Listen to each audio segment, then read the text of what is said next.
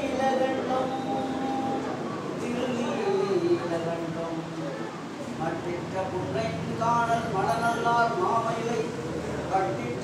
வந்தான் கபாலி திரவம் வந்தான் உத்திட்ட வண்டில் உருத்திரம் பல்கணத்தார்க்கு அஷ்டிக்கல் காணாரோ போதியோ பூம்பாவாய் உலகெல்லாம் உணர்ந்து போதற்கரியவன் நிலவலாவிய நீர்மலவேணியன் அழகில் சோதியன் அம்பலத்தையாடுமான் மலசிலம்படி வாழ்த்து வணங்குவான் பொறுத்தவடே குணம் 14 பூத்த வண்ணம் காத்தவளே பின் கலந்தவளே கரை கண்டலுக்கு மூத்தவளே எங்கும் மூவா முந்திருக்கிறவளே மாத்தவளே உண்மை அன்றி மற்றோரும் வந்திருப்பதே மனோன்மணி தயாபரி பராபரி புராதரி தராதரமெல்லாம் பொற்புடன் அளித்த சிவசக்தி இமவான் உதவு புத்ரி மகமானி என்றே சீரணி தமிழ் கவிதை பாடி முழங்கிடுவதும் செவிதலுக்கு ஏறவில்லையோ தேகி என்றாலும் உனக்கு இயவகை அல்லையோ தீன ரட்சதி அல்லையோ ஆர்வுலகில் பெற்றதாயின்றி மக்கதமை ஆதரிப்பவரால் சொல்லாய் அன்னையே அன்னையே இன்னும் மாறாமுகம் பண்ணாமல் அடியேனை ரட்சி கண்டாய் மேலுவை வளைத்தவன் இடத்தினில் வளரமுதமே விருப்பொழில் திருமயிலை வாழ் இறைமலர் குடல் வல்லி மறைமலர் பதவல்லி விமலி கற்பகவல்லி கற்பகவல்லி ஆடும் மயிலாய் உங்களுக்கு அன்று இறைவன் திருத்தாள் நாடி அச்சித்தராயகி யாகனின் நாமங்களை பாடி முருகி பரவசமாகும் அப்பாங்கருவாய் பாடனவே பொழில் மயிலாபுரி கற்பகமே கற்பகமே தனம் தரும் கல்வி தரும் ஒரு நாளும் தளர்வரியா மனம் தரும் தெய்வ வடிவம் தரும் நெஞ்சில் பஞ்சமில்லாயிரம் தரும் நல்லடையெல்லாம் தரும் அன்பர் என்பவர்க்கே கலம் தரும் பூங்குழலால் அபிராமிகளை கண்டடே ஆத்தாளை எங்கள் அபிராமவல்லி அன்றவெல்லாம் பூத்தாளை மாதுளம் பூ இறந்தாளை புவிகடந்த காத்தாளை அங்கையர் பாசாங்கம் கருப்புவில்லம் சேர்த்தாளை முக்கணனை ஸ்ரீ பார்வதி சமேத முத்துலிங்கேஸ்வர பெருமானை தொழுவார்க்கு ஒருத்தி இங்குமில்லை பார்வதி சமேத முத்துலிங்கேஸ்வர பெருமானை தொழுவார்க்கு ஒருத்தி இங்குமில்லை நாம் பார்வதி பதையே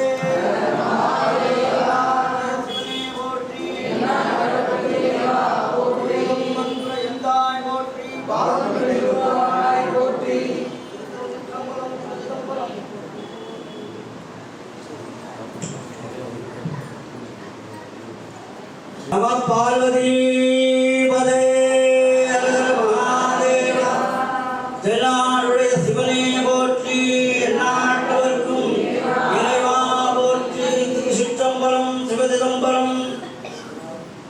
அன்பார்ந்த பக்தர்களே, இன்றைய தினம் கார்த்திகை மாதம் வளர்பிறை பிரதோஷம். கார்த்திகை மாதம் என்பது விருச்சிக மாதம் என்று சொல்வார். 12 ராசிகளை கொண்டு 12 மாதங்கள் உண்டு. சித்திர மாதத்துக்கு மேஷ மாதம், வைகாசி மாதத்துக்கு ரிஷப மாதம் என்று அந்த 12 ராசிகளை கொண்டு 12 மாதங்களாக இப்பொழுது இந்த விருச்சிக மாதம் என்பது கார்த்திகை மாதம் 8வது மாதம். அந்த 8வது மாதம் கார்த்திகை மாதம் என்பது அந்தந்த மாதங்களுக்கும் அந்தந்த விசேஷங்கள் உண்டு. புரட்டாசி மாதம் பிறந்தாலே எம்பெருமான் வெங்கடாஜபதி அலமேலும் மகாவிஷ்ணு சனிக்கிழமையிலே வழிபாடு செய்வோம். நவராத்திரி அம்பிகை வழிபாடு செய்வோம். ஐப்பசி மாதம் பிறந்தாலே முருகப் பெருமானுக்கு வழிபாடு செய்வோம். அப்படி அந்தந்த மாதங்களிலே உள்ள விசேஷங்கள் உண்டு. அதே போல இந்த கார்த்திகை மாதத்திற்கு ஒரு சிறப்பு உண்டு. கார்த்திகை மாதத்திலே சோமவாரங்கள் என்பது சிறப்பு வாய்ந்தது. எப்படி புரட்டாசி மாதம் சனிக்கிழமை பெருமாளுக்கு வாரங்கள் சிறப்போ அதே போல சிவபெருமானுக்கு கார்த்திகை சோமவாரம் என்ற சோமவாரம்னா திங்கட்கிழமை. சோமன் பேர் அவருக்கு, சோமாஸ்கந்தர். சோம உமாஸ்கந்தர். சோமாஸ்கந்தர்னு உற்சவமூர்த்தி வச்சு வீதி பற்பாடெல்லாம் நடைபெறுவார். அதே போல் சோமாஸ்கந்தர் என்று அவருக்கு பெயர். அப்படி சோம உமாஸ்கந்தராக இருக்கிறார். அந்த சோமாஸ்கந்தருக்காக இந்த ஆலயத்தில் எப்பொழுதும் இந்த பிரதோஷம் என்பது சிறப்பு வாய்ந்தது. கார்த்திகை மாதத்தில் ஒவ்வொரு மாதத்திற்கும் ஒரு விசேஷம் போல கார்த்திகை மாதத்தில் தீபப் பெருவிழா, கார்த்திகை தீபத் திருவிழா. சிவபெருமான் ஒளிமயமாக ஏற்படும், ஜோதியே சுடரே என்று சொல்லுவார்கள். ஜோதி ஸ்வரூபமாக இருக்கக்கூடியவன் வள்ளலார் சுவாமிகள் ஜோதி ஸ்வரூபமாகவே ஐக்கியமாயிட்டார்.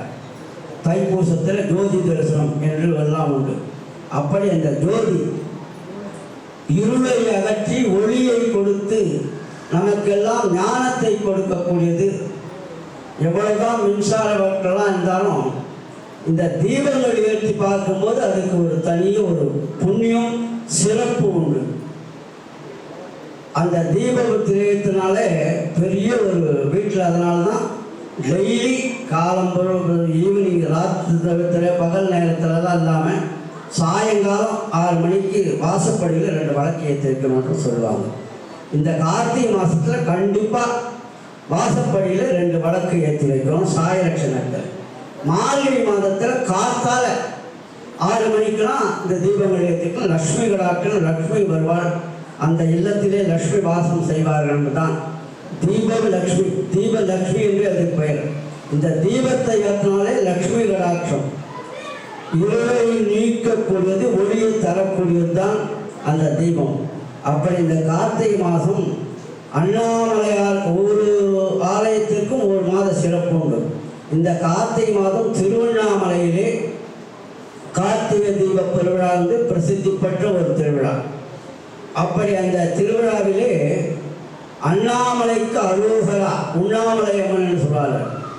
அந்த தீபம் ஞாயிற்றுக்கிழமை காலையிலே, விடியற் காலையிலே பரணி தீபம் என்று தீபத்திற்கு பூஜை எல்லாம் செய்து 2 சிவாச்சாரியர்கள் அந்த தீபத்திற்கு பூஜை செய்து சிவன் சன்னதிலும் அம்பாள் சன்னதிலும் வைப்பார்கள்.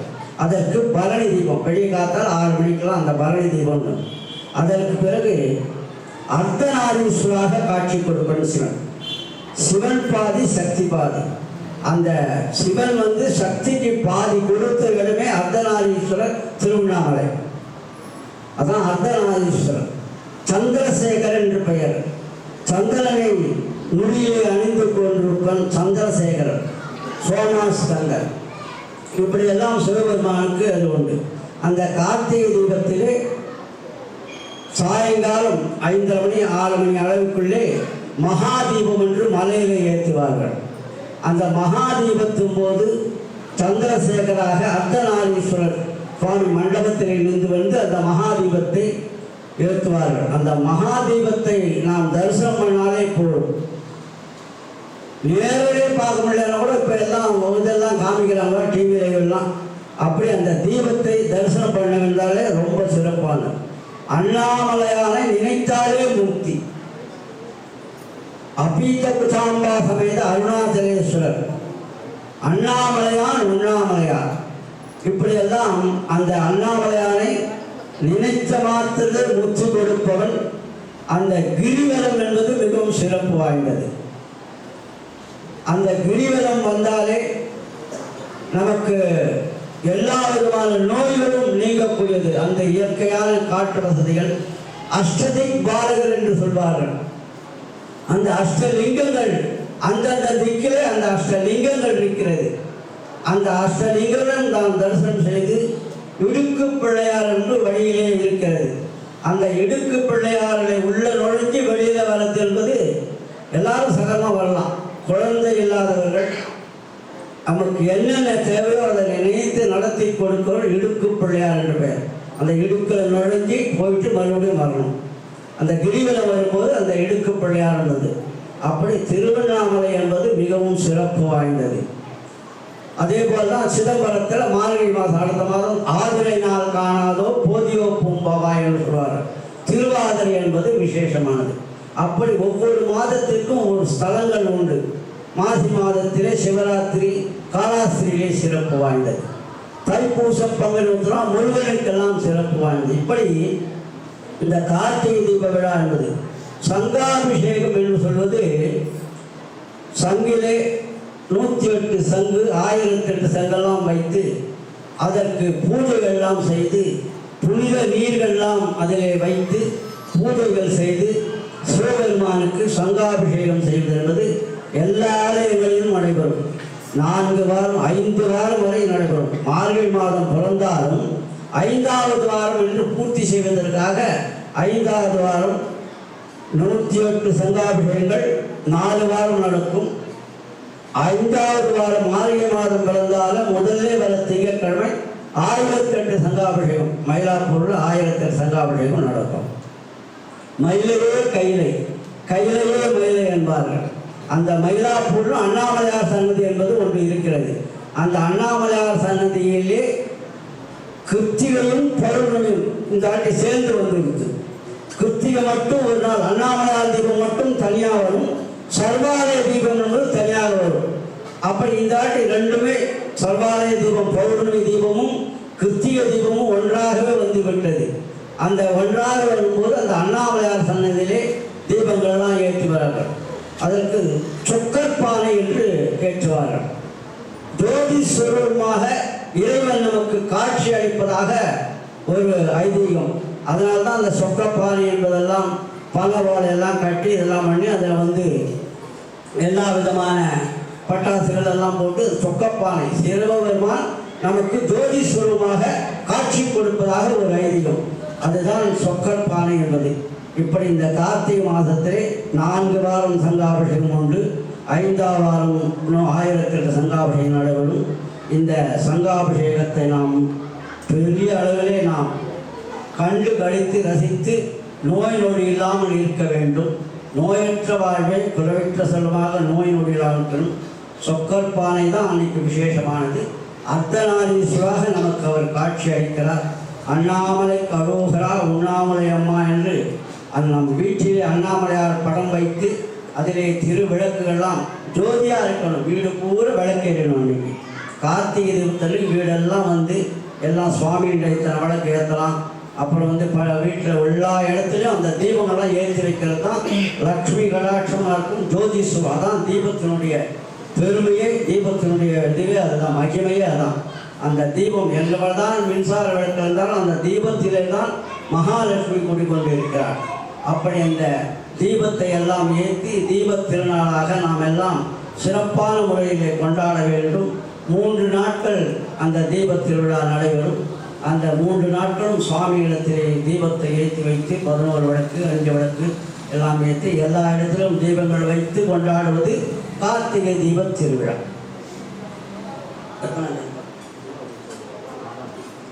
4ஆம் தேதி 4/12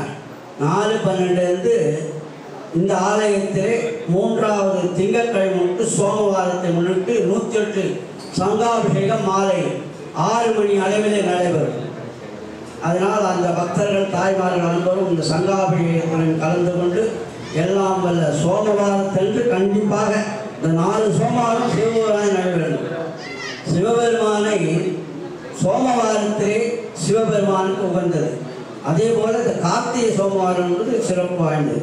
எப்படி சனிக்கிழமையிலே பெருமாளை நாம் தரிசனம் செய்ய வேண்டும் என்று அதில் புரட்டாசி சனிக்கிழமையிலே எப்படி செய்தால் சிறப்போ அதே போல இந்த கார்த்திகை மாத சோமவாரத்திலே சிவபெருமானை வழிபாடு செய்து அர்ச்சனை ஆராதனை அபிஷேகத்தெல்லாம் கலந்து கொண்டு எல்லாம் வல்ல எம்பெருமான் சிவபெருமான் உமாமகேஸ்வரன் வாகர்த்தா பௌசம்பத்தோ ஆகர்த்த பிரதிபத்தே ஜெகத பிதரூபந்தே பார்வதி பரமேஸ்வரன். அந்த பார்வதி பரமேஸ்வரன் இந்த ஆலயத்தில் ஒரு சிறப்பு வாய்ந்தது. சிவபெருமானும் அம்பிகையும் சேர்ந்தால் போல் தம்பதியாக இருக்கக்கூடியவது. அந்த சிவபெருமானை நாம் தரிசனம் செய்தால் நமக்கு திருமணமாகாதவர்களுக்கெல்லாம் திருமணம் நடைபெறும். நந்தியம்பெருமானுக்கு மாலை சாத்தி வழிபாடு செய்தால் அந்த நந்தியம்பெருமானை வணங்கினாலே திருமண தடைகள் நீங்கும் என்பார்கள். அதே போல இந்த ஆலயத்திலும் அந்த வழிபாடெல்லாம் நடைபெற்று கொண்டு இருக்கிறது. எல்லோரும் இந்த தீபத் திருவிழாவை சந்தோஷமாக சிறப்பான முறையிலே பக்தி சிரத்தையுடன் எல்லோரும் கொண்டாடி அவரவர்கள் இல்லத்திலே நலமோடு வளமோடு இருக்க எம்பெருமான் ஸ்ரீ பார்வதி ஸ்ரீ முத்துலிங்கேஸ்வர பெருமானை பிரார்த்தனை செய்து கொள்வாங்க. நம பார்வதி பதே தென்னாடுடைய சிவனே போற்றி,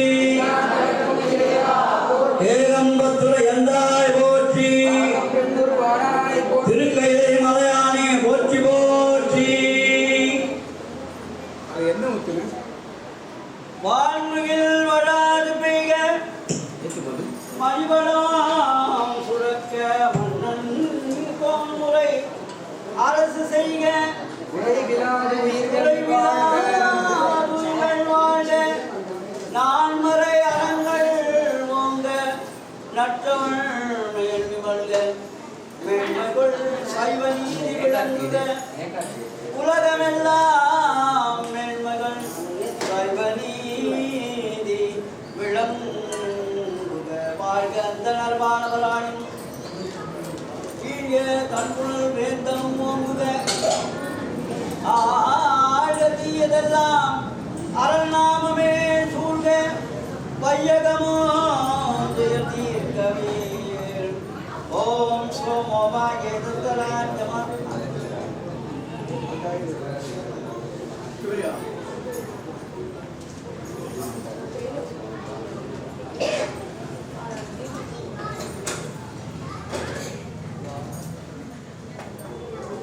सोमोवाये रुद्रराज्यमासक्ते गोराजा सम्राज्य वासो मे नदते देवसुभामेतानभिकुं सुबन्धि एतावन् को मयि देवानां तयां कुन्दे तयेन पुनः सुन्दे राज्याय देवसुराजा भवति.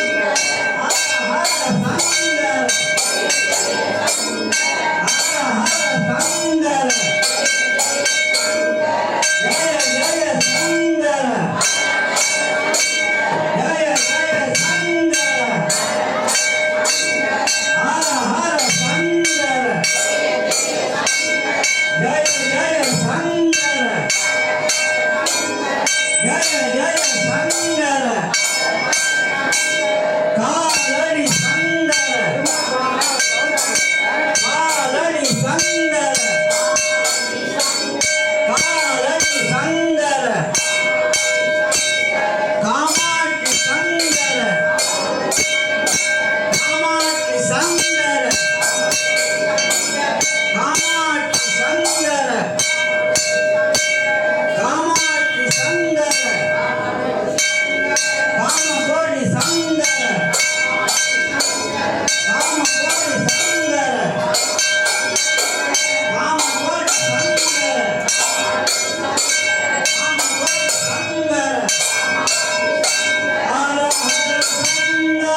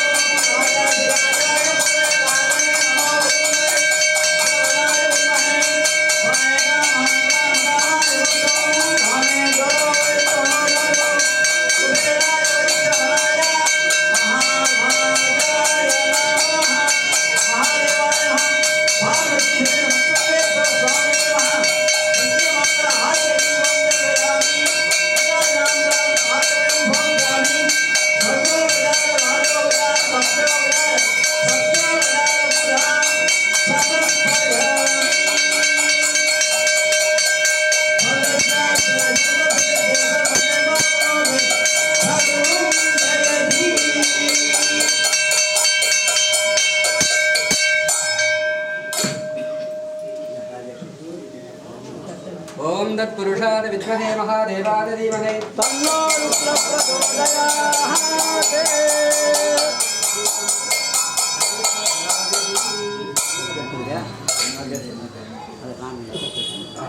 நம்ம கற்பூரங்களை எடுத்துங்க.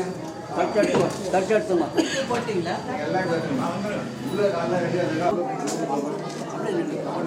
அப்படியே பார்த்த மாதிரி வச்சுட்டோம்.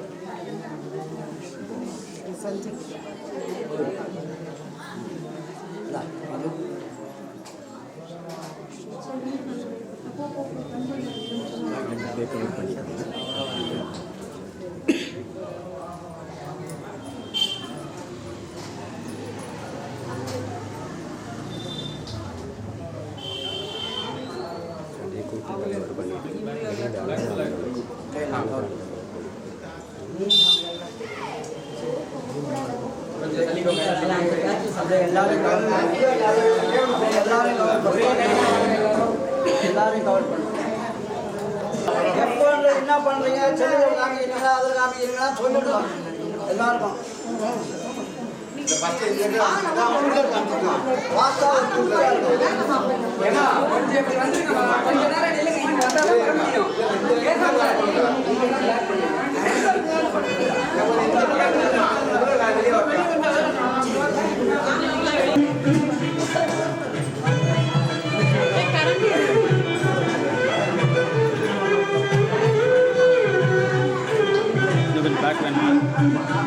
இல்லை சார் கரெக்டாக இருக்கு.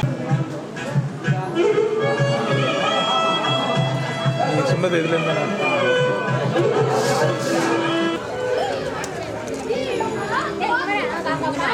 Hãy subscribe cho kênh Ghiền Mì Gõ để không bỏ lỡ những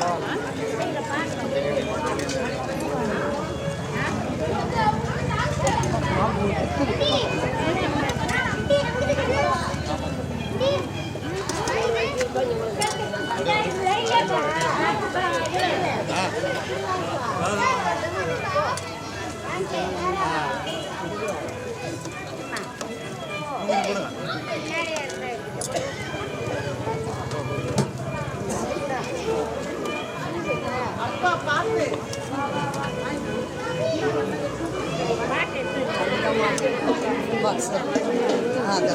இதுக்கு நிற்கிறோம்